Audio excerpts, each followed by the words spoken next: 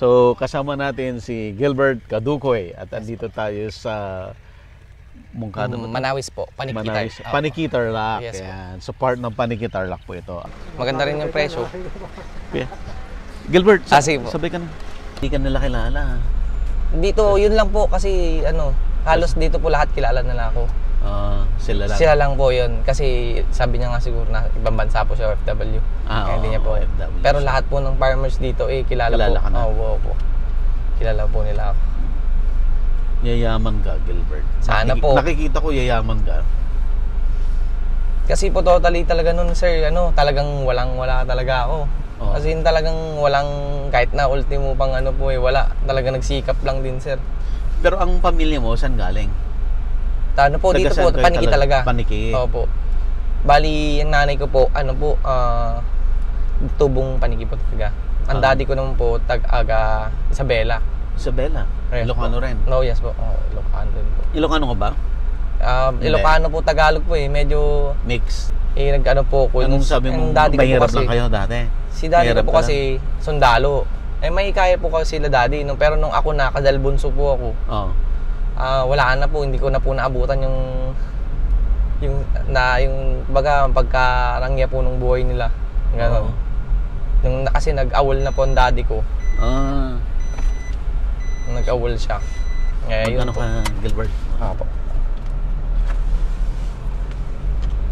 Ang bata mo nag-umpisang magnego-negosyo. Po, dahil din siguro na push din ako na kailangan ko tumulong din po sa magulang. Oo. Pero ngayon po wala na po sila lahat.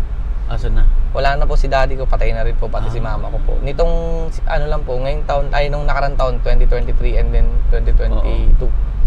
Magkasunod po sila ng year na namatay. Yung mga kapatid mo? Yung mga kapatid ko po sir, malalayo din po sila. Ako lang din po yung totaling medyo kahit paano medyo gumanda konting po. Buhay. Left, right? Kaliwa po. Dito.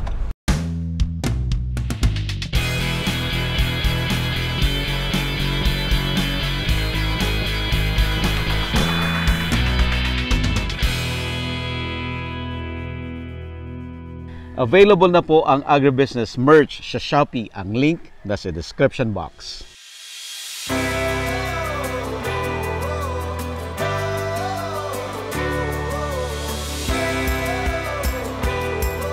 Ito na naman tayo kasi may bago tayong tour ulit ngayong May. Actually, hindi siya bago. Second time na natin itong gagawin kasi ginawa na natin ito last year. Parang rerun. Rerun natin to kasi mataas yung demand niya.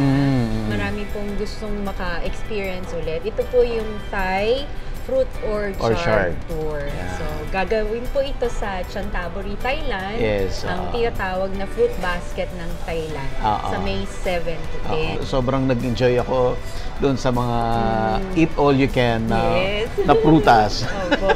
Marami pong reasons para bumalik sa Chanthaburi. Unang-una na po yung fruit buffet. Na bawat farm po na pupuntahan natin ay nag-o-offer ng fruit buffet. So, only sawa tayo sa fruits na kasama ang durian, mangustin, lansones, rambutan, longgan, at salak. Hindi pa sa atin snake popular fruit. Magaganda yung mga places, like yung Durian Land. Grabe yun. Super. Ito na yung pinakamagandang lugar na napuntahan ko. Yung magnitude ng laki ng farm, how organized, yung irrigation, gumawa sila ng mga dam nila, may sarili silang restaurant on top of the mountain. Sobrang ganda talaga. Yung large scale durian farming, parang yun yung trend ngayon. Yung talagang malakihan. Malakihan talaga. Napakalaki po ng demand ng China for durian. So, kahit po sa Malaysia, kahit sa Vietnam, ito po ang trend talagang malakihan na plantation ng durian. So, makikita po din natin yun, makakapag-benchmark tayo. Yun po yung very important sa tour na to. Kasi may premium pagka-organic ka talaga. Ibang presyo talaga. Multiply siya 5 times or even higher pagka-organic siya. So, it's something to look into para dun sa mga farmers natin dito sa Philippines. Kasama na po dyan yung beekeeping. Yeah. Kasi para maging organic siya, So kumusta ma'am? Ano yung update doon sa export? Kaya ba ng Pilipinas pasukin ng export? Doon nag-start na tayo, but masyado pa rin maliit, no? Kulang, parang more than 80% pa yung kakulangan natin sa supply doon sa binibigay sa ating opportunity ng China.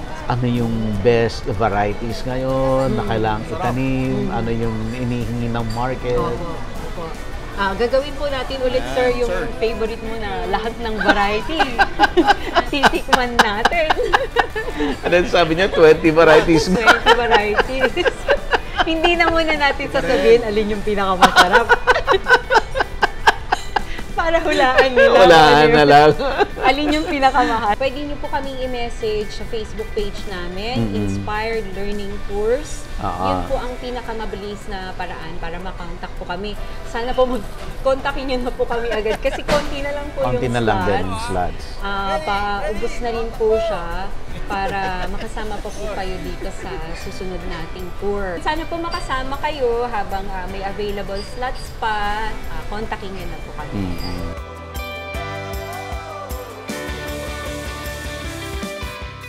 Yan sir, yan nakita niyo po lahat ng nakabilad na yan sa akin po lahat. Sa'yo lahat yan? Opo. Pero lang po yung nakabunton na malit na yan. Lahat po yan. Pati yung truck na po yun. Big time! Hindi naman po sir. Ayan, no? Yung Lahat doon na nakabilad na yan? Opo, pati yung nakasakay doon sa 10-wheeler po. O, sa'yo rin yun? Opo, yung ano po. Yan po, kakaliwa mo. Malaki rin puhunan mo? Sir, ano po diskarte lang po. Opo, diskarte lang po talaga sir eh. Paano yung diskarte? Kasi po, may kaibigan po ako na na-push lang din po. Totally dati po, nagda-dry lang po ako sir ng mais, tas hindi ko po binabiyahe. Doon po tayo. Bibilin din ng iba? Ng buyer po. Saan tayo? Dito po kaliwa. Dito. Bibilin po may buyer na bibili sa iyo ng binilad mo. Opo. Pero yung binilad mo, binili mo rin. Opo, binili ko din. Tapos, kumbaga nagiging dalawang salin. Ngayon po, nangyayari, buyer na po ako ngayon. The same time. Opo. Tapos, nakadirekta na po ako. Hindi kagaya dati, binili ko sa farmers, idadry ko, tapos bibili ng buyer. Sa buyer. Tapos i-deliver naman po ni buyer sa CP. Ngayon nakadirekta ka na Opo, sa CP. rekta na po. Ayan po, yung start po dito yan, sir. Hanggang lahat na po na nakikita nyo na po dyan. Sa'yo na lahat yan? Ito po, the rest po yan, pati sa stage na yan. Sa'yo lahat yan? Opo, lahat yan, nakabilad na yan. Balang araw o ano? Yung nag-ano po dito sir, yung namamahala rito dahil maganda naman po yung pakikisama ko at marunong naman po. Kagaya po yung daan na nandun, nasira po ng mga farmers yun pero hindi po ako nakasira. Pinagawa ko na po para at least. Ikaw na nagpagawa? Opo. Balang araw makakagawa ka na ng sarili mong bodega? Sana po. Ayun din saka po. Balang araw makakagawa ka na ng sarili mong dryer? Sana, ganun po. Yun din pong pangarap ko dahil pero hindi naman po ganun kabilis ang mga pero yung importante isinop mo yung kita mo para makapagpundar ka. Opo. Dito na ba tayo? Dito na po. Monday, i-deliver na yan sa CP, sir. Sa CP? Opo, yan. Dire-rent mo rin yung truck? Opo, nire-rent ko rin po. Diskarte nga po. Opo, yan. Yung buong yan. Pero target ko po ngayon, sir. Sana po. Dahil ako po, masaya na po kung ano po yung kahit paano may, kumbaga, kumpara man naman po sa dating pamumuhay namin nung bata ko. Yung gano'n ba kahirap yung dati? Mahirap talaga, sir. Biro mo kinakain ko bagoong luya, ganyan. Toyo. Masarap yun ha? Opo, yung fresh. Yung batang luya, tapos mo sa bagoong? Yes po. Basta mainit yung kanin? Oo, yun. Masarap. Masarap. Yun po yung tapos biro mo babaon ako, wala talaga. As in talagang wala po talaga. As in talagang wala po talaga. Wala talaga. Kaya ka hindi nag-college? Kaya, hindi rin, opo. Tsaka matigas po ulo ko Ang lola. Noon. Pero nung nag-age po ako ng 14, yan, di na po ako. Dati kasi nung age ako 12, 13, yan, medyo lumalaban pa po ako sa magulang Oo. Pero nung tumanda na po ako, nag-16, ganyan, parang ayaw ko na pong lumaban sa magulang. Wow. Medyo parang nag-matured po yung isip ko na kailangan po pala hindi ka po mag-ano ng ano. Ayan yan po lahat po yan, mga tao po para sa lahat. Opo, lahat yan po. Pati yung mga mais na nakabilad po lahat po yan. Paano swelduhan ng mga tao mo? 500 a day po. Wow. Taas din ha? Opo. Kasi may naman po, yung nakukompute ko naman po yan, sir. For example, binili ko po ito po, binili ko po siya ng sariwa na for example 10 tons. Ngayon, pagdating po siyempre dadry po namin yan. Mag-ano po siya. Yung 10 tons, magiging ilan na lang? For example, maging 9 tons. 9 tons, Opo. For example, yung kagaya po nito, sir. Ito po, pag ganito po yung binili kong mais. Ito, sariwa po ito nabili ko. Sariwa po, ito. Pero parang dry na po siya, di ba? Ito po kagandahan po dito, sir. Konting bilad na lang po yan. Konting bilad na lang. Opo. So yung 10 tons, maging 9 tons. Na binili mo yung 10 tons sa magkano? For example, 13 pesos. Di, 130 po yun. Ngayon, magiging 9 tons na lang siya. Magiging 9 tons po. Deliver niya po 1770. 1770. 9,000 times 17 tons. 70. 159 po. Bali may 29,000 po sa 10 tons. May 29,000 ka. Opo. Magle-less ka naman po ng, for example, di ko naman po maubos yung 9,000 doon na pasahod, sir. Oo. Hindi po. Magkano matitira sa ito? Sabi mo ng mga 25 po. Galing, no? Economy of scale talaga. Yo. Maliit ang patong, pero dadaanin mo sa maramihan. Opo, para volume. kumita ka. Opo. Yun talaga ang key para kumita ka. Opo. Volume. Alam mo, may batchmate ako nung high school. Yes po. Na ang tatay niya, ganito yung hanap buhay. Pamimili po ng mais. Pamimili ng palay mais po. Mais. Tapos minana niya yun. Pero siya, mas aggressive siya. Pinalaki niya, ang yaman na niya ngayon. Sobrang yaman na niya. Kaya sabi ko sa iyo, yaman ka eh. Kung ginagawa mo to. Opo. Kasi yun din, ang gusto ko lang naman po yung pagdating ng medyo may edad na po ako. Kumbaga parang medyo okay naman na po yung kahit paano, kakain po ako ng 3 beses isang araw na hindi na ako kailangan magtrabaho ng gusto. Dahil yung pinors ko na po nung bata ako, kumbaga. Na-establish mo na? Na-establish ko na ganun. Ang galing. Kasi po dyan, halos lahat, kumbaga parang aatras po ako abante, may kita po eh. Yung naging problema lang, yung hindi ako masyado maluwag sa pera, ganun po. Talaga? Paano? Ibig ko sabihin, pag minsan may hihiram, ganun. Papahiram mo? Papahiram, ganun. Pag minsan... Hindi magbabayad? No po, ganun. May time. Tapos, pag minsan po, naman po. Tapos siyempre, may time din na, alam nyo naman po, kahit na gano'n po kaya minsan, meron po time na maubusan ka din na paminsan. Kaya dapat sinupin mo yung mo. Opo. Dapat si Mrs. mo tulungan ka. Si Mrs. naman po, teacher naman po. Opo, ng public. Kami tinutulungan niya po ako. Kagaya po pagsinop ng pera nyo. Pagsinop ng pera. Si Mrs. ko magaling po mag-handle eh. Talaga? Opo. Yayaman nga talaga kayo. Babalikan kita in a few years, baka super yaman mo na. Hindi naman po. Pero mas masigasig po ako ng gusto ngayon dahil gusto ko, parang kumbaga may target po ako. Anong target mo? Target ko po talaga makabili ng forward. Or kaya 10-wheeler. This year. Opo. Mga target ko po yan. Tapos kasi pagdating po nung sir, alam niyo po ba, ako po yung nag-aararo dito sa may mga ito, lahat po yan. Yung mga bukid na yan. Bukid na yan? Opo, halos lahat yan. Ikaw pa nag-aararo? Ako po mismo nagda-drive. Pag minsan, pagkatapos ng season, meron po akong, kasi nililista ko yung kita, yung gagastusin na mga diesel, ganyan. Minsan, ko po na, compute ko po, kada season, nagkakaroon po ako ng 180,000. Per season? Per hectare yon? Hindi po, sa dahol ay lahat po na nagpapaararo sa akin. Sa traktora lang yun? Opo, traktora lang. Tapos iba pa yung harvest mong sarili sa corn? Sa palay naman po yun, for example. Corn, yan. Iba yung sarili mong kita sa farming mo sa palay. Iba yung kamote. Kita mo sa kamote. Iba yung kita mo doon sa pamimili ng corn. Opo. Yun po yung kinikita mo. Magkano nang kinikita mo pag dito po sir Sir, sa ngayon medyo talaga target ko mawala yung mga utang ko eh. Nangutang ka? Opo. Ano bang mga utang mo?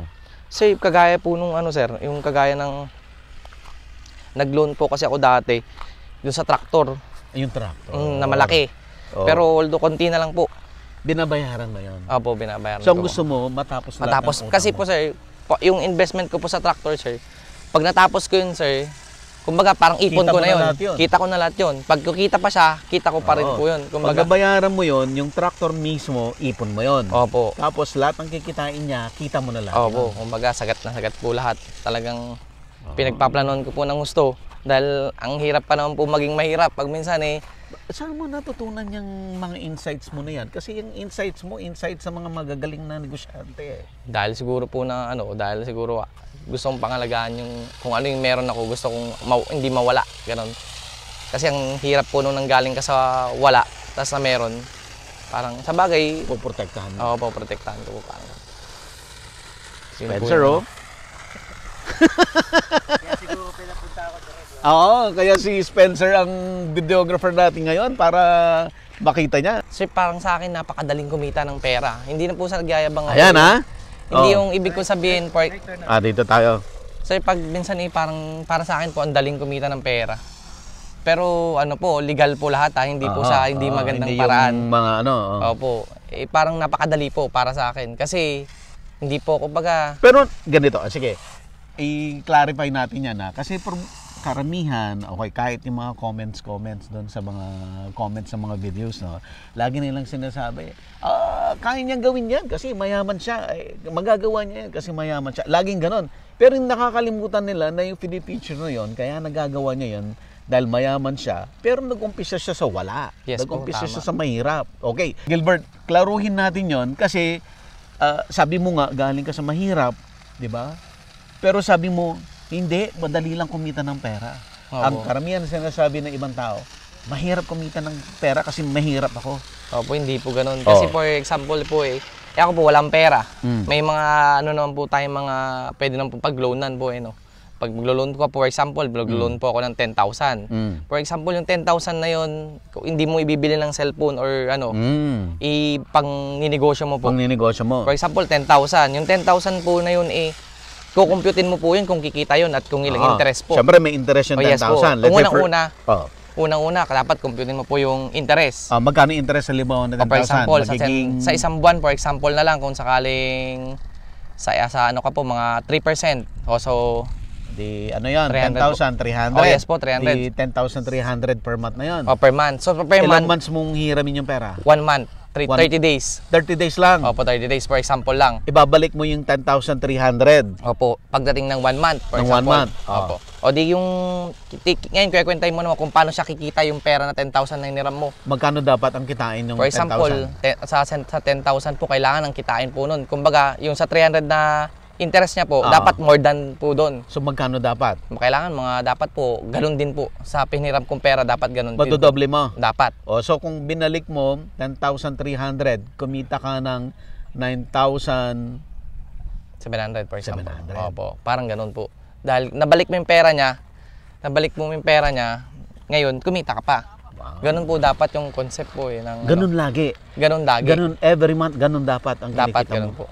Hindi po pwedeng yung, for example, hiram ka ng pera. Tapos Pucha, bibili mo ng cellphone. Wala pang 5 taon, super milyonaryo mo na. Ay, hindi naman Gilbert, hindi. Pag ganyan yung mindset, in 5 years time, super yaman mo na. Pag minsan nga po sir, yung parang ibig kong sabihin, pag minsan tatampo din po ako sa panahon. Bakit yung hiram po ako ng pera, Yung ibig ko sabihin, alam ko naman yung paghiraman ko ng pera, alam ko kikita ng malaki. Pero parang hindi na sila na-convince. Ayaw nilang maniwala sila. Ayaw po nilang maniwala na ganito yung kikitain. For example na lang, sir, etong bilad na to. Katito nyo, dry na sir. Sobrang dry na, sariwa ko to binili pero dry na siya. Kalaladad lang ito. Iba po kasi yung sariwa ng mais Ito mamaya-maya dry na to. Binili ko po to ng 13 pesos. Ngayon, ibibenta ko ng 17.70. So may mga mag-iis lang po to, mga 6%. Okay. 6% lang po ang mawawala rito. For example, siguro sa 50 tons, sa 50 tons, pangapalagay ko mga nasa 2,000 lang mawawala rito na kilo. So magiging 48 tons. Opo, mga 48 tons. Oo. So yung 48 tons, kinita ka na. O 48 Sabi mo nang mawawala na for example 14 ko po siya nabili, ang maging punan niya 15. So meron ako magiging 2.7 pesos. For example, 50 tons, so 100,000 na po yung 2. Yung 7 pa po. 30 nasa 30 30 plus po, yung ano, So, gano'n. ano na? 47. O di 147 po. Sabi mo nang Kumita ka gastusin na ko ng na po na 147 in, sabi mo ng 2 days, 3 days? 2 days, 3. Opo. Kumita ka ng 147,000 Opo, pero in sabi 2 mo nang days. pasahod ko na lang yung 47 na lang. 100 na lang. Opo, kahit na 50 na lang. Oo. Ang matitira sa akin. In 2 days time, kumita ka ng 50. Oh, Hindi, ayaw 100 naman. Edi, 50,000 a day. Opo. Ayun po. Para 100,000 Pero in 2 dun days. po sir, dun po sa ganun na concept po, kailangan hindi ka mandadaya.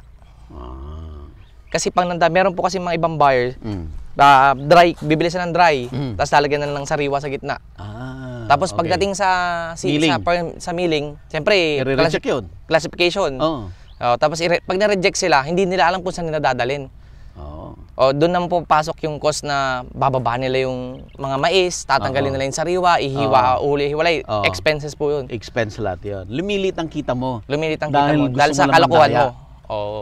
Pero po sa akin yan, karga po ng buong 10-wheeler na yan. Sigurado yan. Good po lahat yan sir, 101%. Hindi na po 100. So, automatic yan, alam mo yan. Yung moisture Napapasok po yan, opo. Walang marireject dyan. Wala po. So, nakukompute mo magkano kikitain mo. Opo, nakukompute ko po. For example, ito 50 tons. 50 tons, pag na-deliver po yan, ang for example, lumabas 40 tons or 47, ganyan. Alam ko na po yung kita. So, yung sinasabi ni Gilbert, kasi ano po yan horror stories yan Marami talagang farmers. Hindi naman lahat, no? Maraming matino, okay? But marami talaga yung gustong magpalusot. Dahil sa gustong malaking kita.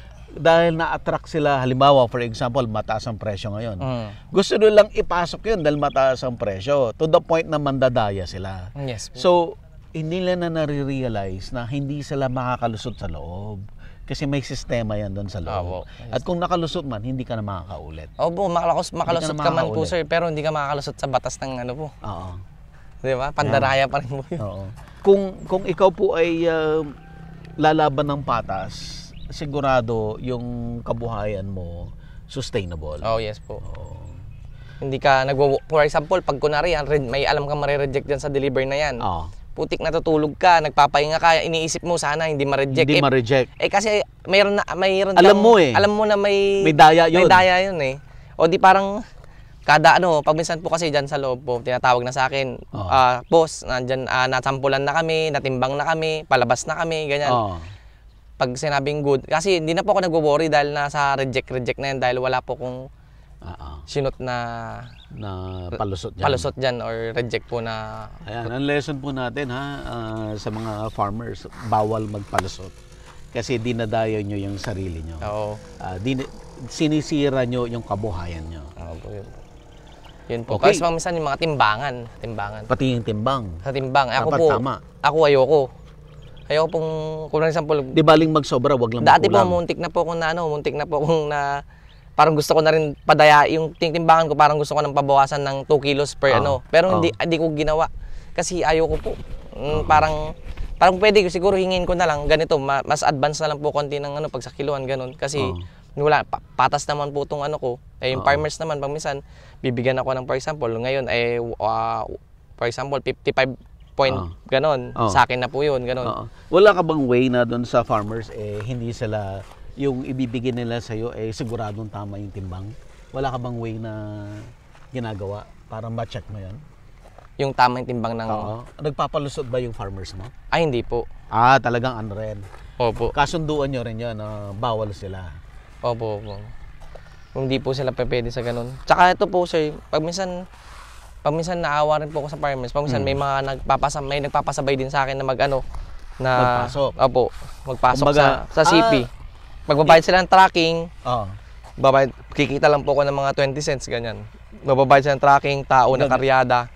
Tapos gagamitin yung pangalan mo. Opo. Para makapasok. Hindi ba delikado yun? Hindi naman po sir. Basta trusted mo. Opo, trusted mo. Yun, nagpapasabay.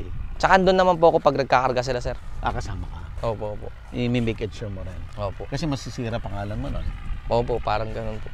Tapos may isang kaibigan ko po na taga Mindoro. Shout out nga pala po sa kanya. Dahil yung taga Mindoro po, nagtano po siya na kinuha na niya akong kumuha po siyang PO namin diyan. Kumbaga first time niya po diyan nang dahil sa akin, dahil tinutulungan niya po ako. Mo. Tinutulungan niya po ako. Tapos ako po yung parang pinagtatanungan nila ng pagplanting ng ano po ng sweet potato, nagkakilala po kami doon. Ngayon po kahit paano ano po natulungan niya po ako dito na nas nagpalakas din lang po na pasukin tong pagbabayar ng mais din po. Ibig sabihin open ka. Yung mga, let's say for example, may mga farmer tayo dyan, hindi alam saan dadalhin yung mga mais nila. Pwede yan. Pwede ka nila kontakin. Pwede basta ang kasunduan, yung moisture, huwag nilang hahaluan ng para ma-reject. Para ma-reject. Para hindi kayo masira para-parehas. Yung classification dapat sundin. So ikaw magsasabi, ito yung classification ko, dapat sundin nila. Para ganun. kunin mo. Ganun. Kumbaga, pabor po sa kanila yun Pero mo, hindi na po babaratin yung... Tama. Kasi madaming nagre-reklamo, binabarat sila. Pero kaya sila binabarat kasi hindi nila sinusunod yung standards. Standards. Pag minsan, eto pa po, for example, yung mais nila, imbis na 140 days, ina-harvest na nila ng... Mas maaga. Pero ang ano po nun, ang hindi magandang... Mataas yung moisture. Mataas moisture. Tapos maraming sira yung mais. Yung gulang. Yung gulang. Mali. Tapos minsan madumi dahil nga sariwa pa yung mga dahon, mga sumasama po dun sa Kaya yun po. Hindi tuturuan mo po sila, hindi sila naniwala. Gusto na rin yung gusto nila. Mm-hmm. So pag ganun, pag ayaw sumunod, hindi mo kukunin. Hindi po. Kasi maging... So sa'yo pala, i-reject mo na siya? I-reject ko na. Ganun po. So ulitin natin, willing si Gilbert bumili sa mga farmers provided sundin yung tamang protocol, yung tamang standard. Para hindi marireject, tatanggapin niya, siya rin, hindi rin siya marireject doon sa city. Ganun po. Mas maganda po yung presyo ng mais nila. Ang galing mo, Gilbert. Hindi naman. Nakikita ko, hindi kita binobola, nakikita ko sa'yo in a few years from now. Mayaman ka na. Ano ko po, target ko sa sarili ko. Kasi pag di po ako magbibigay ng target sa sarili ko, years na kailangan, medyo hindi mabagal yung proseso. Mabagal. Pero pag yung bibigyan mo ng bibigyan mo ng timetable. At bibigyan mo ng kumbaga parang mapoforce ka. Medyo bibilis po yung proseso. Sisipagan mo po. Yun po yung ko po. Kasi pag di ko talaga binigyan, wala. Baka umupo lang po ako doon sa isang tabi. Ninihintay ko na lang po yung proseso na po. Biruin mo ito dati po wala talaga. Biruin mo ito, 1,000 sako po to. 1,000 sako, biruin mo yun. Tapos may minsan, mga tiwala yung farmers, pag minsan papautang nila sa akin pag wala na po akong cash. Papautang po nila. Tapos magdating po ng nakalabas na yung pera, bayaran ko po. Kasi pera po nila ang kagandahan po yung pera nila pinahiram sa'yo, kumita ka na, tapos medyo nataasan mo pa yung mais nila, malaking tulong din po sa mga farmers. Tapos meron po kami ng kaibigan ko, nagpapautang kami ng buto, sir, ng mais. Hindi ba risky yun? Hindi po, sir. Kasi mo may harvest. Sigurado, binigyan mo siya ng buto. For example, ito po. Sigurado ba yun na ibibigay niya sa iyo yung harvest niya? Opo. Sigurado yun? For example, sa 100% tao na kumuha sa akin ng seeds po, mga 20% ang wala, 10, ganun po, na hindi po nagbenta sa akin. Nagbigay. Ayun naman, naka-blacklist niya. Hindi mo na mabibigyan yun. Kahit maglupasay siya sa susunod, hindi mo na talaga bibigyan yun. Hindi na po. Kasi andun na po yung, sir, tinulungan mo siya tinulungan kumbaga, mo. Tapos, yung bibili niyang buto, 18,000, pwede mo niya na po pambili ng abono yun. Ng abono. Di patubig na lang po ang gagastusin niya yung mga ganyan, yung mga hindi nagbenta sa'yo, na-tempt yan na may trader, dumating, inoferan na mas magandang presyo. Ang masakit po, kung ano yung offer po sa kanila ng mataas na presyo, yun din po ang offer ko sa kanila. Ang ginagawa ko naman po, sa amin po kasing harvester, sir. Yung harvester mismo ng ito. Corn harvester. Corn harvester po. Ang ginagawa po nun, ako po magpa-harvest, ako po mag-aararo ng bukid nila, ako po magbibigay ng seeds nila, ako po mag-harvest, kasi ako na rin po bibili. Sabi mo may target ka, Gilbert. Ano ang, sabi mo, this year dapat makabili ka na forward po. Forward. Okay. Yes po. Ano ang target mo 5 years from now? Siguro dapat po na may na po ako. May truck na dalawa.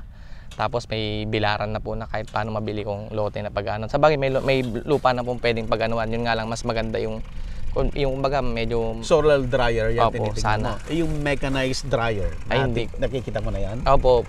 Pero... Hindi po ko hindi mo pa nakikita na darating ka doon? Hindi po. Kasi po pag minsan po, pag nangarap po ko yung alam ko lang na kaya ko. Na kaya mo? Opo. O, di doblehin mo yung kaya mo. Oh, yes po.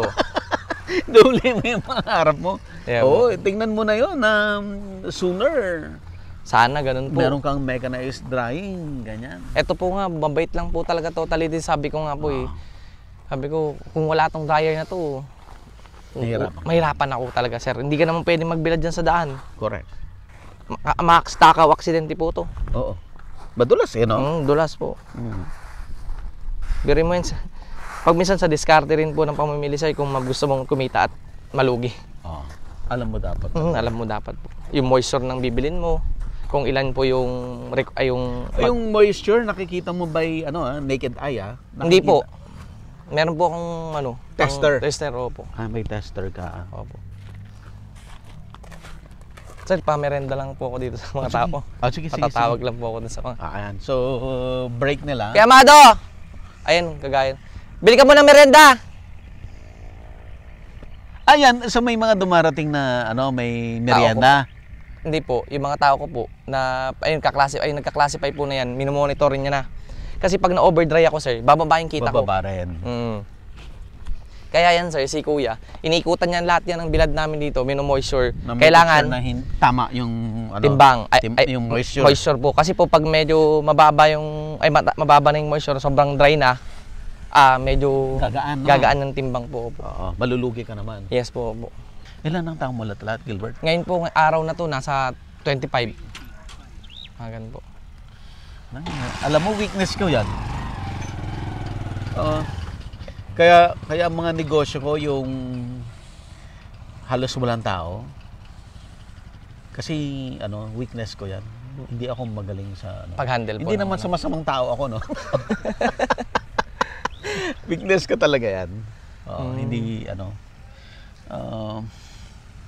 ako po kasi ibig ko sabihin kasi kanya-kanya pong Yeah. Kaya ako nahihirapan mag-scale up. Isasabihin ko rin yung part ko as negosyante. Kaya ako nahihirapan mag-scale up kasi nahihirapan ako yung mga delegation ng work. Alam ni Spencer yan. Di ba, Spencer? Nakaka-relate si Spencer. Alam niya yung ugali ko sa work. Kaya nahihirapan ako mag-scale up. Yes po. Kaya marami rin yung opportunity sa akin na dapat ganito na yung kinita ko. Hindi ko kikitain kasi hindi ko may let go. Yun lang. Kasi yan ng Spencer yung natin, mga artist. Yan yung problema. Pero natin. kailangan mo talaga po dito sa sir, yung trusting tao na kailangan pag nandun ka, for example, doon po sa Kamote doon, meron po akong trusted doon. May tao ko doon. Pag tinawagan ko, may sabi niya ganito. Nagpe-perform talaga. Oo, nagpe-perform. Alam niya, i-re-report niya. Tsaka talagang gumagalaw. Oo. Parang si Paano ka pumipili ng tao para alam mo na maluwag po ako sa sinusubukan. Alam niyo po yung ibig ko sabihin. Paano? Yung kumbaga, maluwag muna po ako.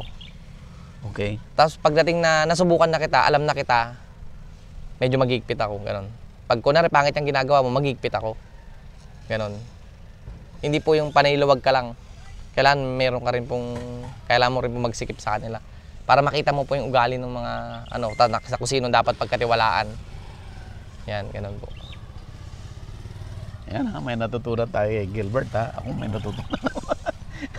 Oo. Kailangan din po kasi nung gano'n Dati po, pag minsan kailangan mo rin po talaga magtanga-tangan para makita mo yung ginagawa. Para lang makita mo. Oo, gano'n. Yeah, alam mo, tama yung sinabi ni Gilbert. Ang magaling daw na manager, marunong magtanga-tangahan. Oo. Hindi po kailangan lagi kang magaling. Oo.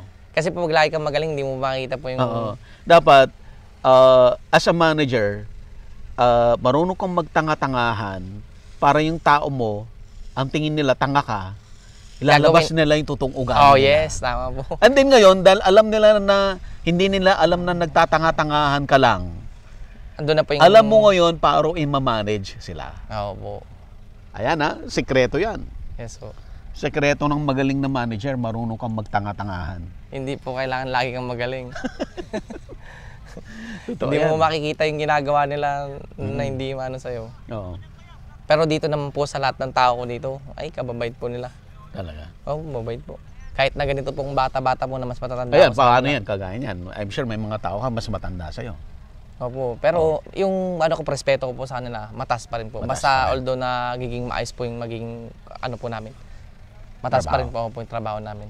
Pag may oras po ang trabaho dito sa akin, sir. May oras pong laro, may oras ang inom, lahat po. Ganun po. Hindi po pwedeng. Pinapainom mo rin sila. Opo, pinapainom po rin po sila. Magandang ano to, magandang kwentuhan to. Nangyayari ba sa'yo yung anong araw ang swelduhan? Everyday. Everyday. Yes po. Kasi po ayaw ko pong masakit po sa bulsa ko, sir, na yung Sabado, bibiglayin ko ng magkalaki-laking pera. mahirapan ka doon. Parang ano po, nahihirapan po ako, sir, na yung parang nahihirapan ako dun sa ganun na konsepto ng pagpasahod. Bakit? Parang napakalaki ganun. So pag daily hindi mo nararamdaman? Hindi ko nararamdaman. Maganda yan kasi pupunta tayo doon sa punto ko dapat. Yung mga workers, farm workers, pagdating ng Sabado, sweldo, Yes po. malaki. Opo. Aba, iinom yan. Opo. Maglalasing yan. Sa akin naman po, Kinabukasan, absent. Kasi may ayan pong ano ko sa kanila, sir. Yan po yung ano, buti na sabi nyo. Yan po. Ang sa akin po, for example, kagaya po niyan, sila po, may time po na iinom lang po sila. Pag may trabaho kami, bibigyan ko kayo Panginoon, pero hanggang dito lang kayo. Bukas pag hindi kayo nagkita, kukuha ko ng ibang tao. Gusto niyo ba yun, kako? Kasi siyempre, kakailangan ko ng tao. Eh may papasok, siyempre ayaw ko nang paalisin. Dahil nahiya na akong kinuha ko siya, tapos gusto niya pa rin pumasok bukas. Eh paano ka na? Doon po yung papasok na, siyempre, hindi po sila mag-inom. Eh nasusunod naman po yung ano. Sinasabi mo sa kanila, pag umabsent ka, may pumasok na iba bukas. Wala ka ng trabaho. Opo, parang gano'n. May pumalit na sa'yo. Pero may mga time naman po na hindi lesson na uminom gano'n or magpapaalam naman po sila ng maayos. Para kinabukasan may kukuha din kaming tao na papalit sa kanya, gano'n. Yun, nagpapaalam. Opo. Pero yung hindi nagpaalam, yan pong pinakayaw ko, sir. Wala na yun. Wala na po. Kung nakakuha ka ng iba maayos, goodbye na siya. Opo, ganun po. Kailangan, hindi po pwedeng. Kasi pag meron po akong naging trabador, binigyan ko na ng opportunity na binigyan ko siya ng hahawakan na traktor, kung kikita siya, binigyan ko na siya ng tataniman. Binigyan ko ng tataniman na ako na nag-araro, nagpa-araro, ako nag-finance ng seeds, ako nag-finance ng mga tao nagtanim, aalagaan niya na lang. Aalagaan na lang niya. Tapos, parang siguro dahil bata pa po, gano'n. Andun na po tayo sa bata, pero naging bata po ako, kaya hindi ko maintindihan. Hindi ko siya maintindihan kung bakit. Kasi lahat naman ng tao gustong umasenso sa buhay, lalo na po. Lalo na po, hindi rin po kami nagkakalayo ng estado ng buhay nung nakikita ko po nun. Naging ganun ka rin. Naging ganun din ako, pero pinoforce ko yung sarili ko na makaahon dun sa kung ano man pong kinalubugan ko. Available na po ang Agribusiness merch sa Shopee. Ang link nasa description box. Agribusiness, how it works. Instruct, inspire, succeed.